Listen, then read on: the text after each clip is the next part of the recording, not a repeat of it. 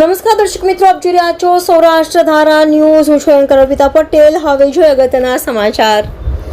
બગસરા શહેરમાં અટલજી પાર્કથી CNG pump સુધી 4 કરોડના ખર્ચે રોડ મંજૂર. ધારાસભ્ય જીવી કાકડિયાના અથાગ પ્રયત્નોથી થતા ખાતમુહૂર્ત કરવામાં આવ્યું.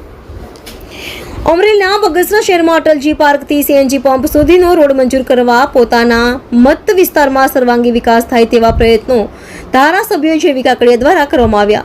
બગસરા શહેરમાં અટલજી પાર્કથી બાયપાસ રોડ અત્યંત બિસ્માર હાલતમાં હોય, વાહન ચાલકોને અવરજવર કરવું મુશ્કેલ બન્યું હોય ત્યારે ધારાસભ્ય જેવી કાકડિયાએ સરકારશ્રીમાં રજૂઆત કરી 4 કરોડ જેવી માતબર રકમ મંજૂર કરતા ભાજપના કાર્યકર્તાઓ દ્વારા રોડનું ખાતમુહૂર્ત કરવામાં આવ્યું.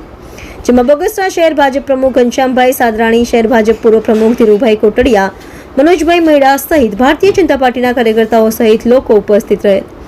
રિપોર્ટર અશોક મણવર, સૌરાષ્ટ્ર ધારા ન્યૂઝ, અમરેલી.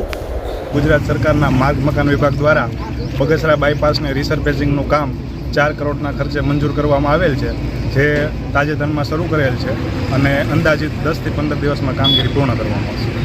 આ રોડ અટલજી પાર્કથી શરૂ થઈ અને અહીંયા સીએનજી પંપ સુધી બનશે.